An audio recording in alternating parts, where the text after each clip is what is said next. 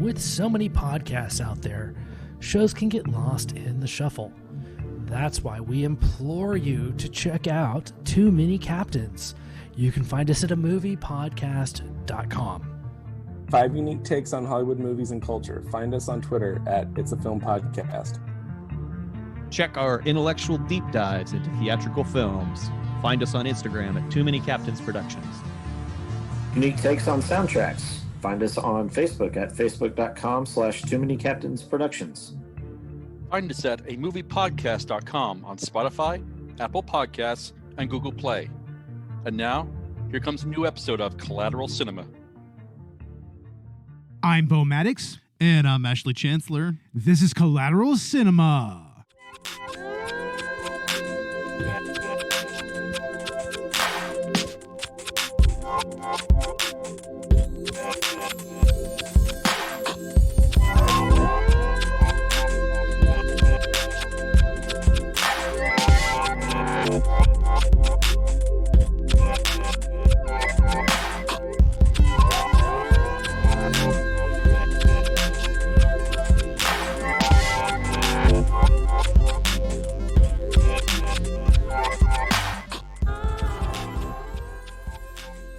Welcome to Collateral Cinema, the only movie podcast that matters, where we focus on good movies, bad movies, and everything else in between in the world of cinema. We are podcasting straight from somewhere in South Texas, and yes, my friends, we are a 420 friendly podcast, so whatever you have, smoke it if you've got it. Oh yeah, we just smoked what we got, right? Hell yeah, we did.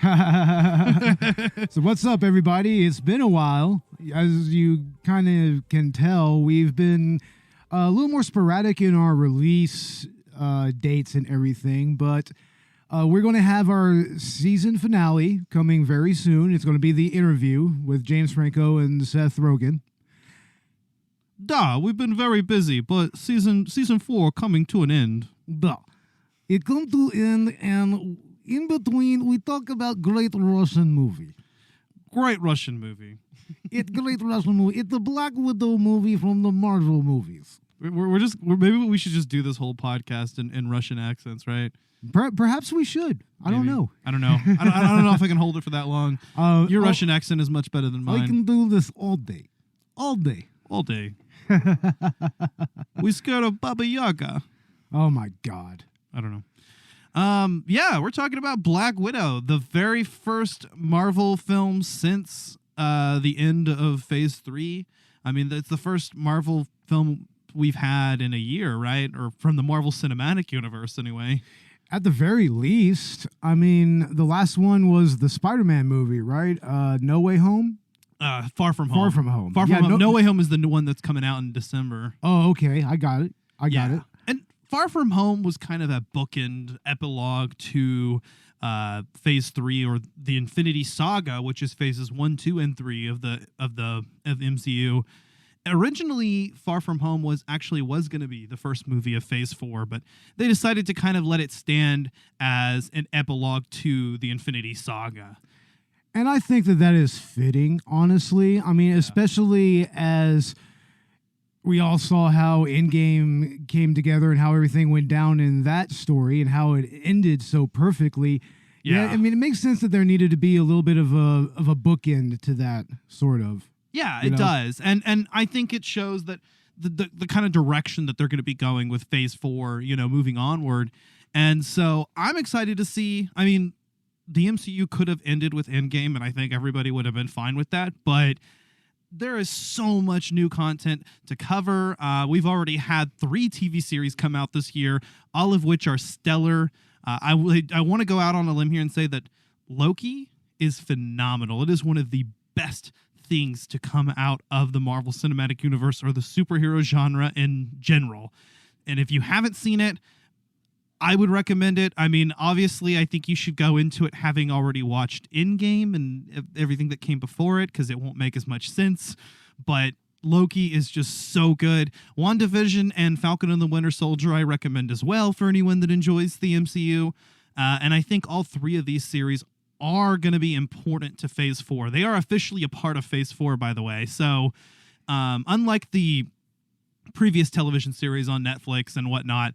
These ones are actually like part of the canon fully, and they're actually, the stories are interweaved into the timeline.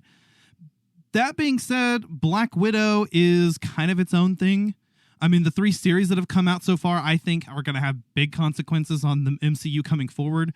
This is a movie that actually, I think, was originally supposed to come out around the time frame that it represents. You know, it takes place between Civil War and Infinity War and covers Natasha's story during that time. And what's really interesting about this movie is that it continues a tradition that you see throughout the MCU, in that pretty much each movie kind of, especially as it goes along, kind of has different genre takes and everything. Like, this right here is more like a straight-up action spy thriller with a little bit of family drama thrown in here and there. Yeah, it really is. And it's a really compelling storyline as well. We're not going to get into it, of course, for spoiler reasons, you know? But, I mean, it does tie into Natasha's past and some of her past actions and her regrets and everything. And they do address Budapest, finally. Or should I say Budapest? Budapest. Get it right. As she corrects that one new character in the film. Miss Florence Pugh, by the way, who steals the show in this entire movie. I was actually talking about the other guy, but yes, Florence Pugh and David Harbour, I think, just stole the scene, every scene that they're in. Florence Pugh's chemistry with Scarlett Johansson was fantastic. And then, of course, David Harbour's character as the Red Guardian is just, that's the comic relief of the film. And he is great, honestly. He's so awesome. I love him. He is a great Russian hero. Now, superhero. People might recognize him from Stranger Things. He's one of the main characters in Stranger Things. And I don't think he has a lot else under his belt as an actor.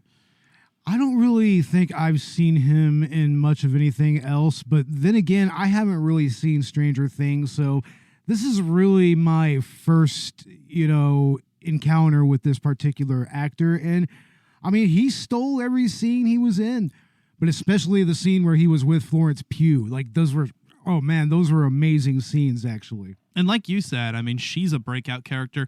Obviously, I think they're kind of hinting at her taking on the role of the Black Widow, taking on the mantle. And we're not going to get into spoilers for this movie, but I mean, Avengers Endgame has already been out for a while.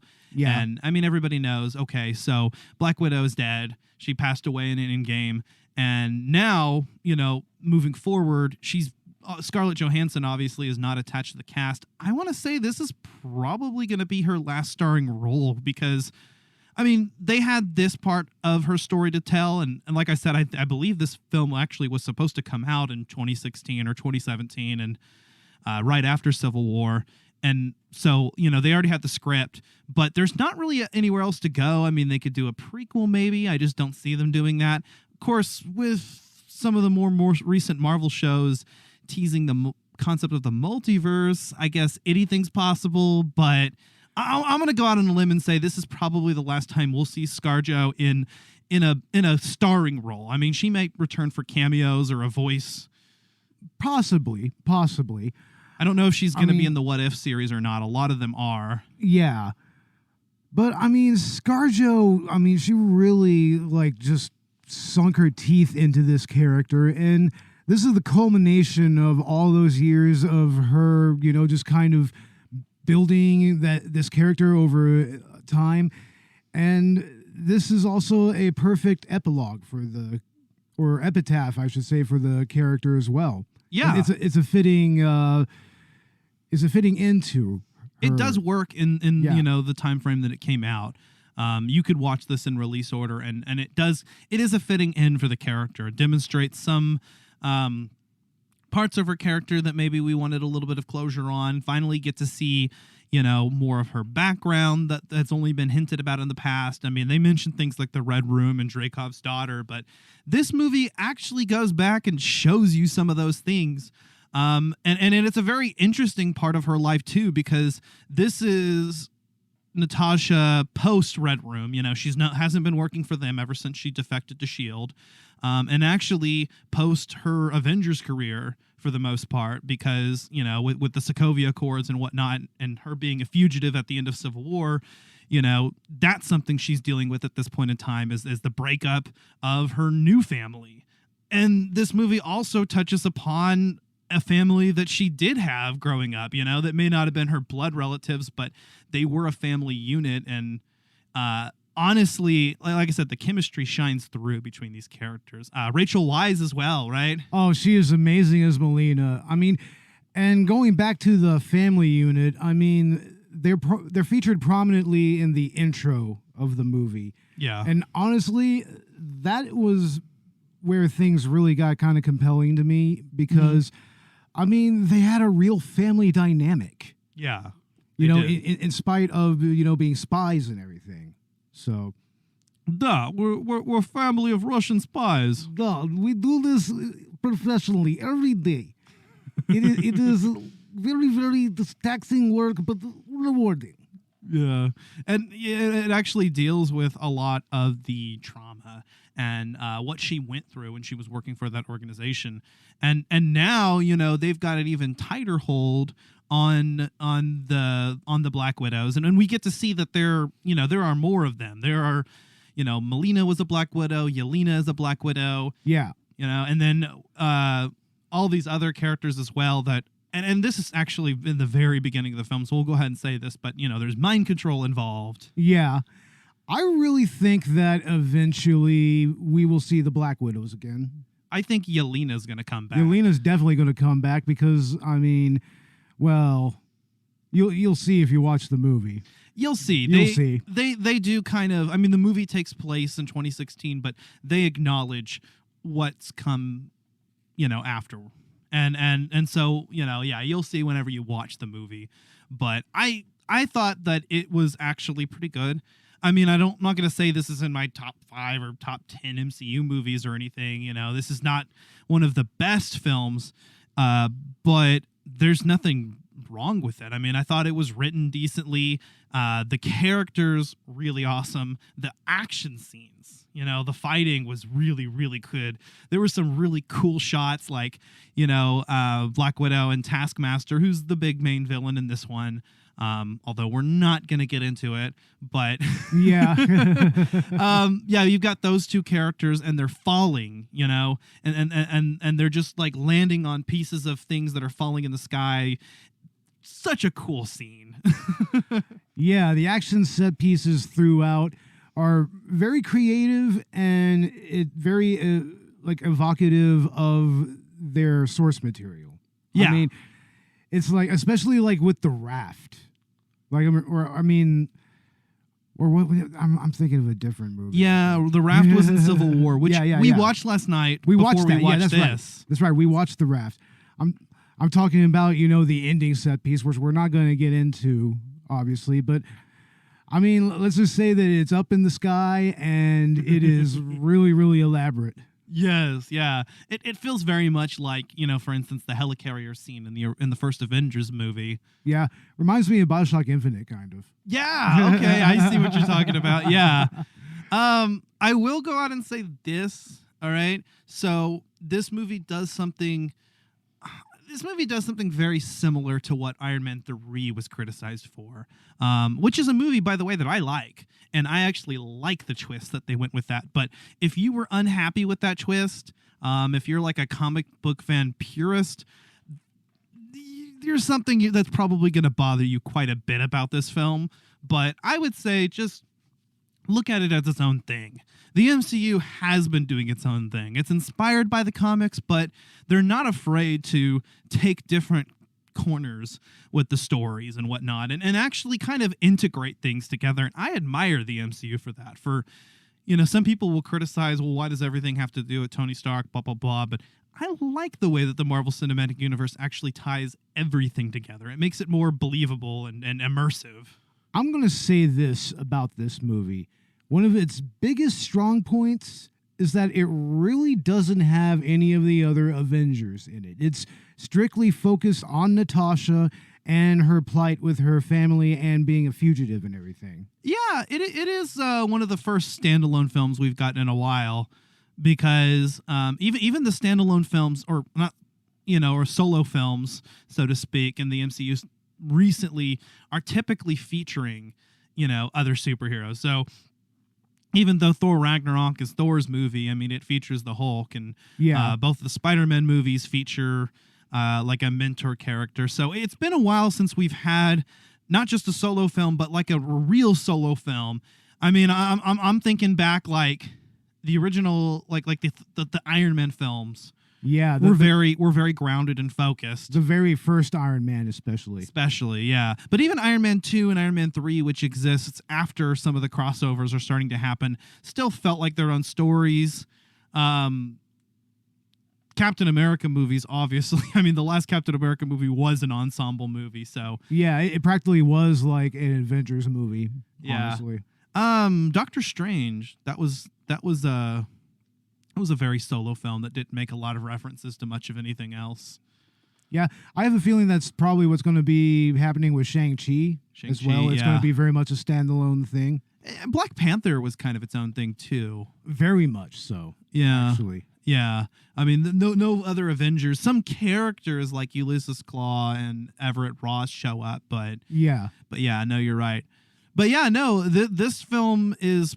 it is in a lot of ways kind of a return to roots. It does feel very standalone, and it doesn't feel like it needs to fit anywhere. Because even Black Panther is like, okay, this picks up after Civil War, and some of those events are still ongoing. This movie is set in the backdrop of Civil War, but it's not too involved in the events. It really is its own self-contained tale. Yeah, the furthest you get into that is in the beginning and the end when you see Ross, when you see him and everything. Right. I mean, that's really the only actual connection that you have to the previous movies other than in dialogue. I mean, it's brought up quite a bit in the dialogue, but I mean, you seriously don't see Captain America, you don't see Tony Stark, you don't see Spider-Man or anybody. I'm actually surprised. I mean, I'm used to not seeing other superheroes in the solo films, but I'm actually surprised by how little reference is made to any of that. Yeah, exactly. I mean, the movie really does tell its own story, and so I gotta respect what Cate Shortland, the director, and the writers did with this. Obviously, they were wanting to tell a story. That was their plan, and. I think this movie ended up being delayed several times, but it actually released at, I think, the perfect time. Because like you said, it does sort of bookend Natasha's journey through the MCU. And it is actually, I think, a great way to start up Phase 4, at least on the film side. And it also is a kind of a beginning point for Yelena as well. Yeah. And yes, there is a post-credit scene. We're not going to talk about it, but I will say it does set up one of the shows moving forward. So yeah, that's all that we'll really say on that. Yeah, there is a setup in the post-credits, and that's good. But other than that, I mean, the movie is just its own thing. And I watched it twice now, and I was completely interested the whole time. I mean, it never bored me. Like I said, I've seen a little bit of controversy already about this movie because, comic book movie fans are always going to bitch. Yeah, that's true. They're almost as bad as Star Wars fans. Yeah, that's right. I said it. Motherfuckers. You said it. Come at me. Come at us. Seriously. No, seriously. Hit us in the DMs. Let us know why you think this film sucks and blah, blah, blah. I thought it was okay. And actually, that's the general consensus I'm seeing, is that most people think it was actually pretty good. It's definitely a movie that, if it gets a physical release, I actually would not mind putting it in my DVD collection. And you know me, man. I mean, whenever I buy DVDs, I mean, I have very specific tastes. I maybe own 3 superhero movies, one of them being Iron Man. Which is the only MCU film you own, right? Yeah, that's the only MCU film I own. I own the 3rd Spider-Man, and I own Deadpool. So, but this is actually a movie I would definitely buy, and I would actually put on in the background because it's just good enough to do that. Yeah, it is a good background movie. You know what's funny is I've taken to doing that a lot with the MCU because I've watched them so many times. I've done like 3 or 4, rewatches of the MCU, like a whole entire marathons pretty much before any major movie comes out. I'm like, yeah, let me go ahead and rewatch all the MCU movies. So they're one of those things that I love to put on in the background. And I don't have to pay attention to because I've seen the movies, anywhere from a few times to dozens of times.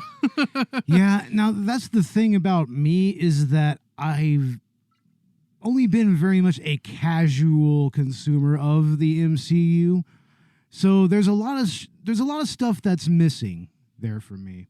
And this movie I didn't still rely on that pre-existing knowledge, so it was probably fairly easy for you to follow. It was, yeah. I mean, I've watched pretty much every movie that Black Widow's been in, mostly. Yeah. Except for maybe like Winter Soldier.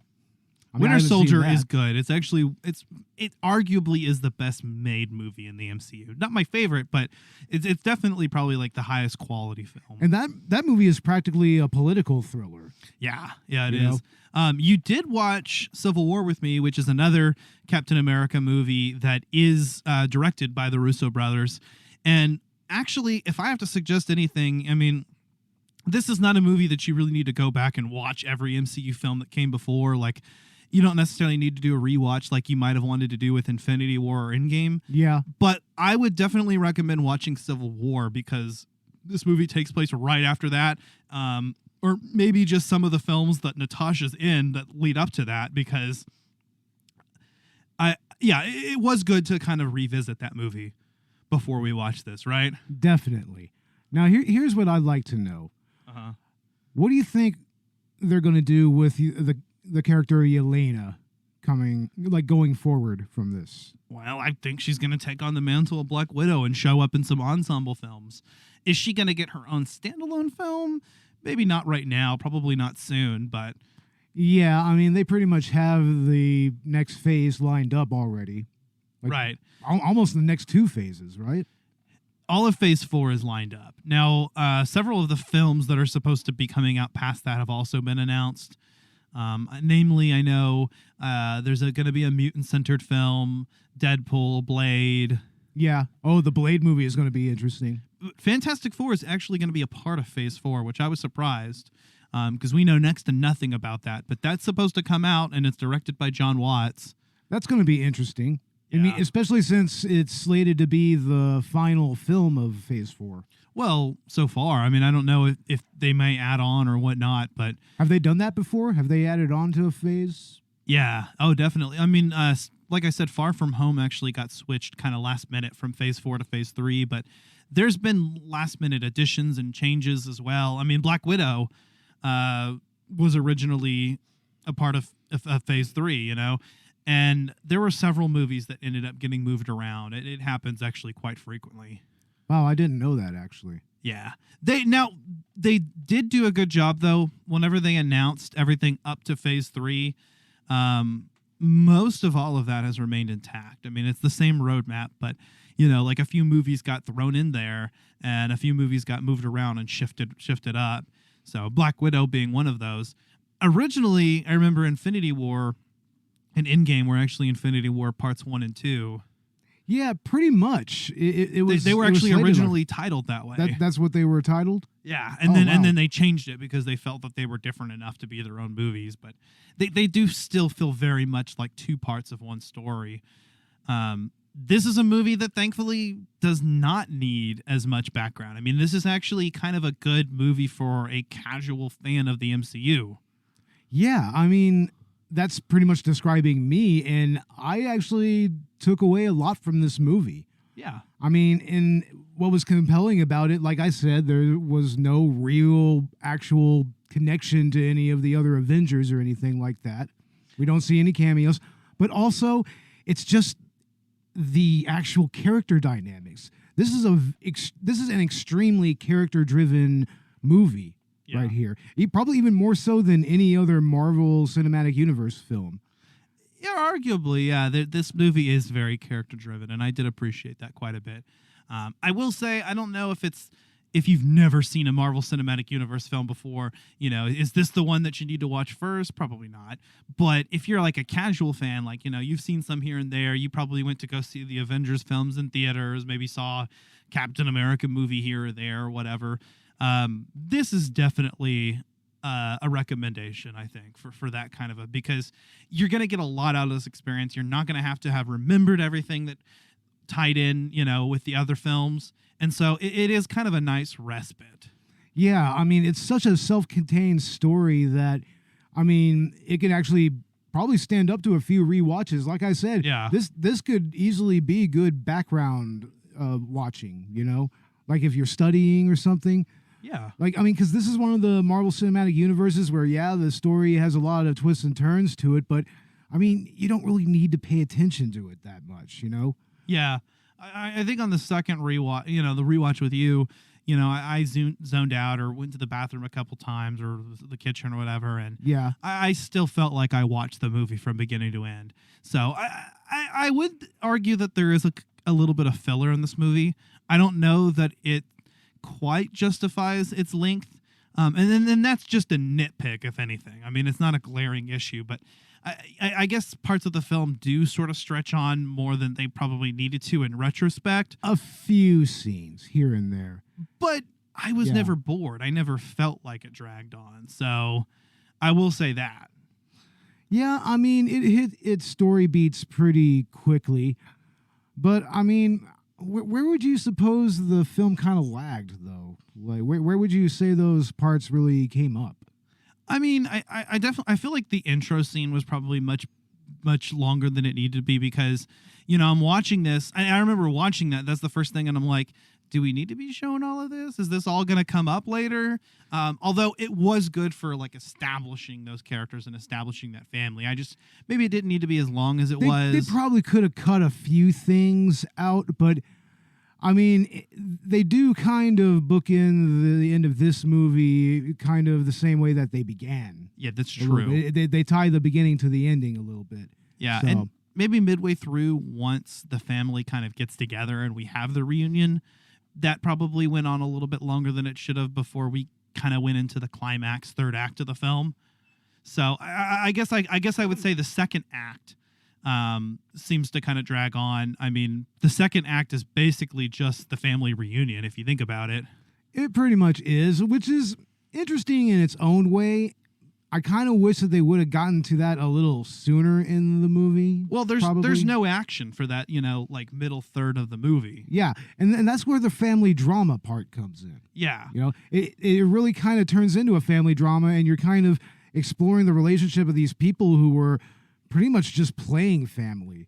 But, I mean, now they're just kind of a family again, and the dynamics doesn't seem like they changed that much. No, they didn't. In fact, these are characters that are still kind of learning how to be a family even all these years afterward, Yeah. And I do like that focus on family. It's kind of reminiscent of, for instance, the Guardians of the Galaxy films, which are very family themed and demonstrate, all of the aspects of being a family, which includes, your faults and your bickering and whatnot. This movie takes that kind of to its logical extreme. I mean, you've got a family, quote unquote, a staged family of Russian spies who, were kind of like forced into this unit and aren't sure whether or not, it was the family that they wanted or needed. Well, I mean, don't they say that, sometimes the best family is the family that you make for yourself? Yeah, and that's true. But see, where like the Guardians are people that like chose their family. These were still people that were forced into a situation, into a unit that they didn't choose. These aren't the people right. that they put into their lives. And yet they still have that connection because these are the people you were raised by or that you raised or that you lived in a household with for formative years of your life. Oh, yeah, of course. And I mean, I think the best scene is the scene with David Harbour and Florence Pugh in that particular second act of the film. I mean, I don't want to get too deep into what they were talking about, but it's a very heartfelt moment, and it really shows the great dynamic between the actors in this movie. Like, not only between ScarJo and Florence Pugh, but Florence Pugh and David Harbour. Yeah, and also exactly. Rachel Weisz as well. And Rachel Weisz as well, who is actually a really interesting character because you're not really sure where her loyalty lies. You think, is she the mom that she wants to be, or is she really in line with, Dreykov and the Red Room, and you're not really sure. Whereas like, David Harbour, he's got nothing else. They busted him out of jail. So yeah, he has nothing to go back to. Anyway. Exactly. So, and he's just kind of clinging on to his glory years as the Red Guardian. He's overweight and he's kind of washed out. He's been in prison for all this time, and he seems to want to have something to prove all the time. Like, oh well, I was the Russian Captain America, and I was Russian Captain America. I would have been just as big as him. Yeah, exactly. He's kind of got this like one-sided rivalry going on, and Steve Rogers likely never met him or remembered him. Probably not, honestly. I mean, one of the characters calls bullshit on it, right?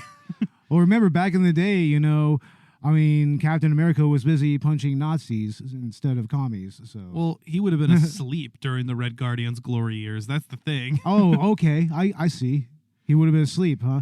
Yeah, he would have still been in the ice. Oh, shit. Because think about it. I mean, I don't know how long the Red Guardian was the Red Guardian, but that's actually the point that one of the characters makes is that, he mentions, oh, you did this in 83 or 84. Captain America was in the ice. I mean, if you think about from World War II to the early 2000s. Are you calling me liar? Yeah.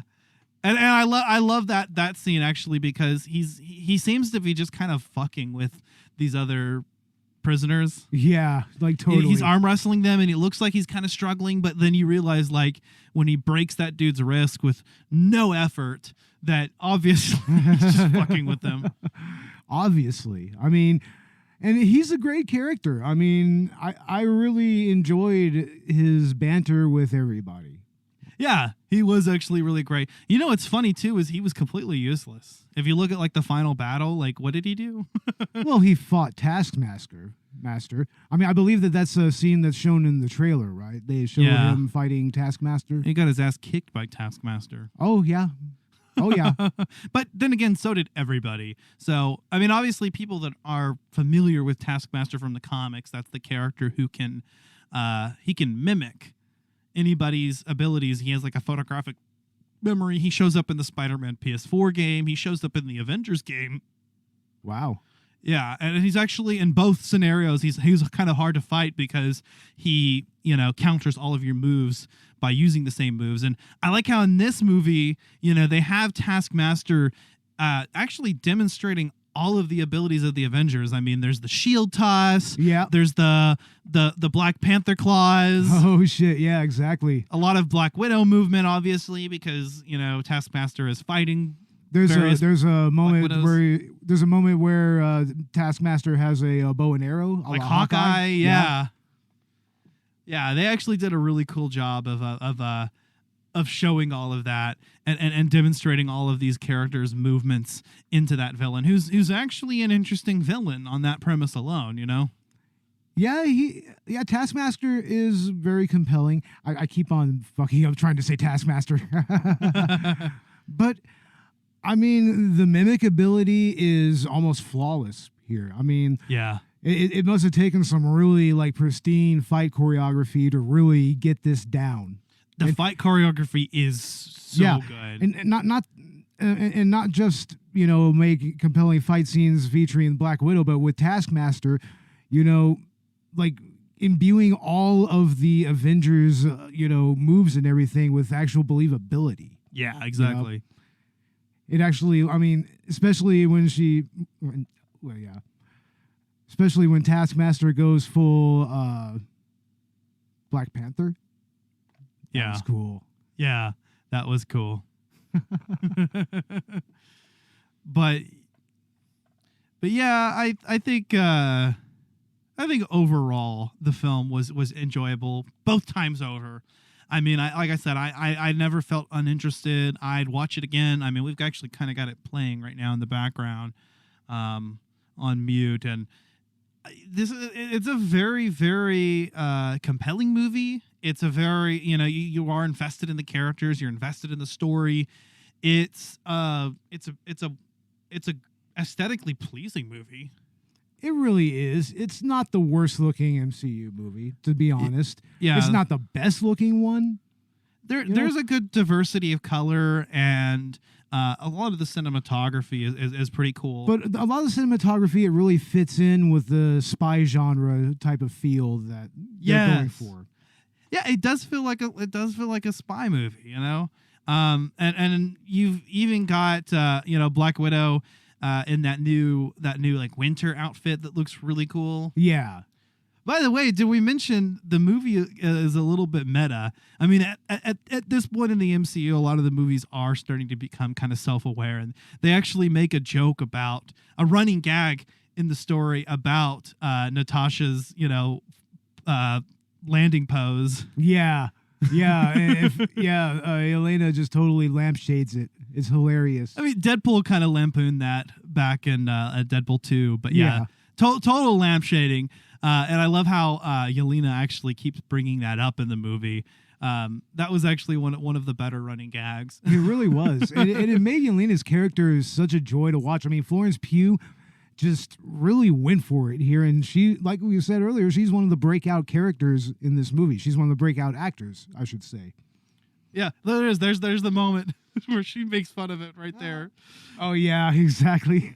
Yeah, she's so funny. And I love her interactions, on screen with Scarlett Johansson. You can tell that she has talent.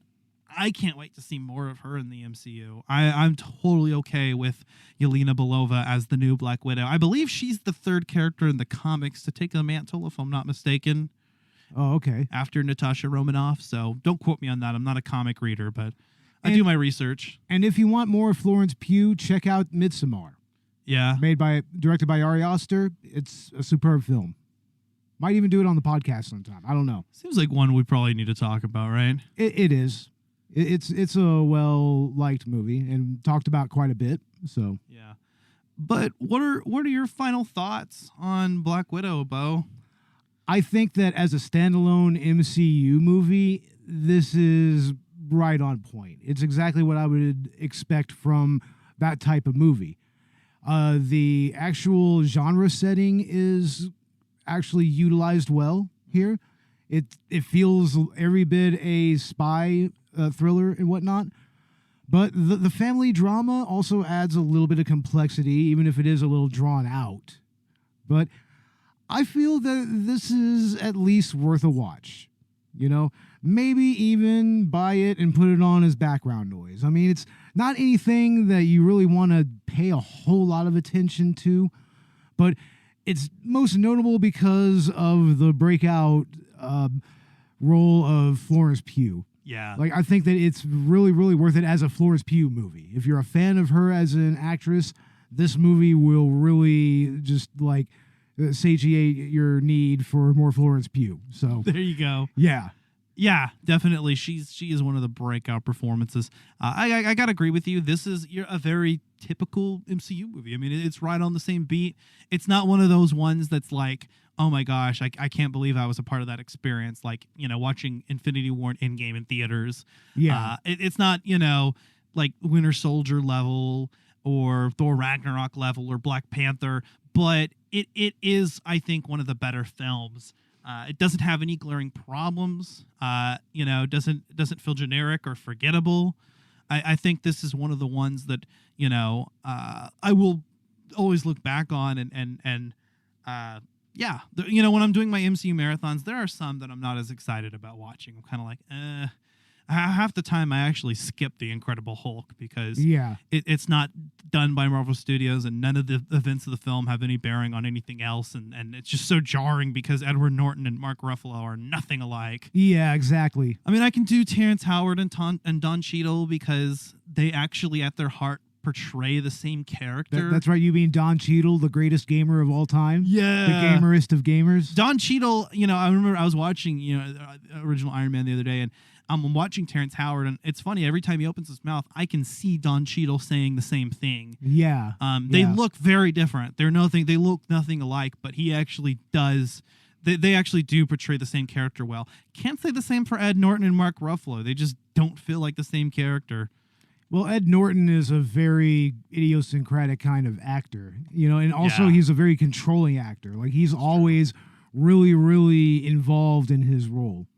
That's true. So I mean, his I don't know if he version- would have shared the limelight as well with the Avengers. No, he wouldn't have. Honestly, I think that he probably would have been a detriment to the character dynamic in those movies. Yeah, honestly.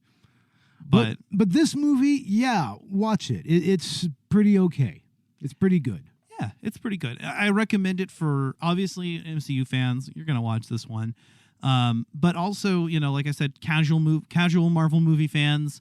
I would say check it out. I mean, if you don't like superhero movies at all, it's probably not going to be your thing. But who knows? Maybe this is something you could give a shot because it's less superhero and more spy. It actually really is. None of the things that happen in this movie are particularly superhuman, right? I mean, no, it's a very straightforward and grounded movie. So, I mean, really, it's not even a superhero movie. So, yeah, I mean, even if you don't like superhero movies, you might enjoy this. Yeah, if you like spy thriller type movies, you'll get something out of this. And have at least a passing knowledge of the Marvel universe, of Marvel Cinematic Universe, and where the characters have been. But yeah, no, I think it's great. It stands on its own. And that actually is a nice breath of fresh air because all of the more recent Marvel Cinematic Universe films have all been very dependent on knowledge of the other films. Yeah. And this is kind of a return to form in a lot of ways. And we'll definitely get more of that intertangledness. And we are with the TV shows. It's actually funny that the TV shows right now are the ones that are being more serious and are like really integral to what's going to be going on in the MCU in the future and heavily dependent on references to other things. Whereas the movie is the thing that's just kind of like this is sort of a filler. Yeah, definitely. It is. It's like a filler arc of an anime, but like a good filler. You know? Yeah. That's probably the most succinct description. Like an enjoyable filler. Yeah. I guess that's all we have to say about it without going into spoilers here. I mean, there are a couple things we could talk about on that note, but I think the next MCU movie that we're going to be doing an At the Theaters episode on is probably going to be Spider-Man No Way Home. Yeah, definitely. We're definitely going to have to join the coverage on that one. Yeah. I mean, I don't know about Shang-Chi or Eternals. We may or may not, but definitely want to do Spider-Man if we have to pick and choose. Oh, yeah, certainly. Yeah. And I think this was a good one to do because it is the first Phase 4 film. And it's the start of us getting, I think we're getting 3 other movies this year. Like, yeah. What the fuck? And like 2 or 3 other TV shows still. What the fuck do you have on, Beau? Oh, I don't know. We have something on YouTube and it's nasty. It's like, oh God, what the fuck? But yeah, and you heard it at the beginning of this podcast, folks. Our next episode is going to be our season finale. We're going to be talking about The Interview. I'm looking forward to that movie, actually. Yeah, I am. And maybe I will get my boy from Collateral Gaming, Zach, on that. I think he expressed interest in it. And by the way, speaking of Collateral Gaming, we're reaching our season finale soon as well.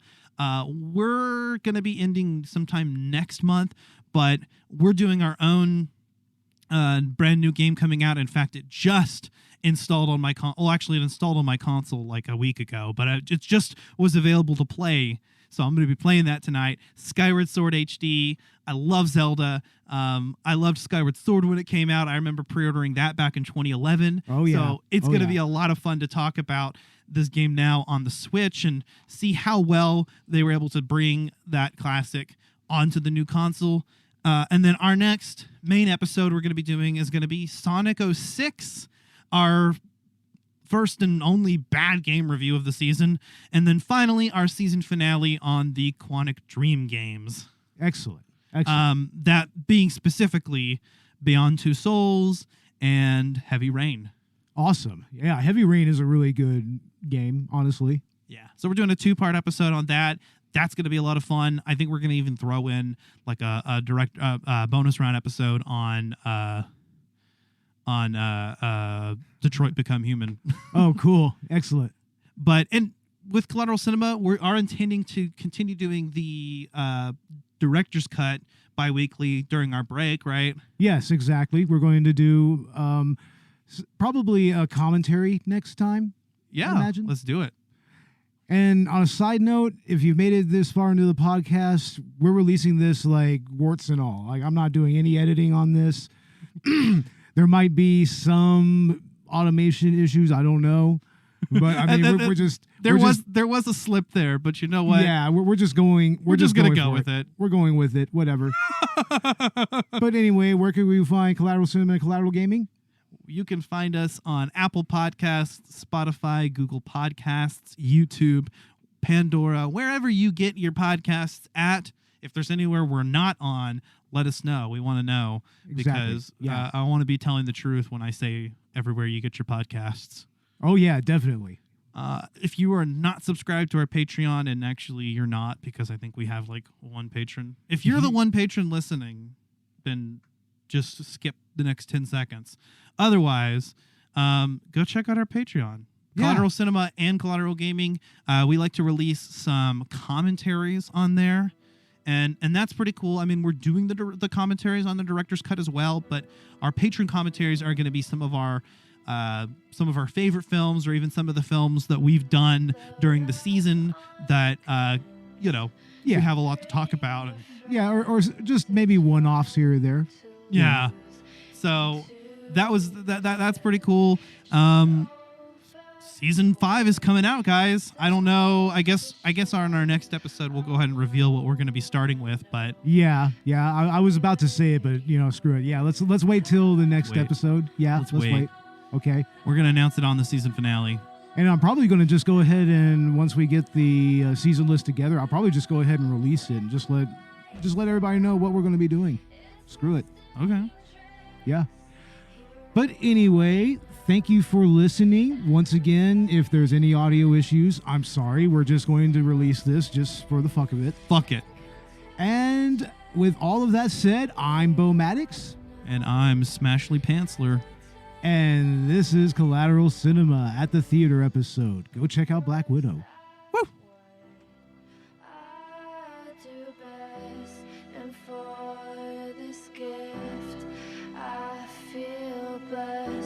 Our little group has always been and always will until the end. Hello, hello, hello, hello, hello, hello, hello. With the lights out, it's less dangerous. Here we are.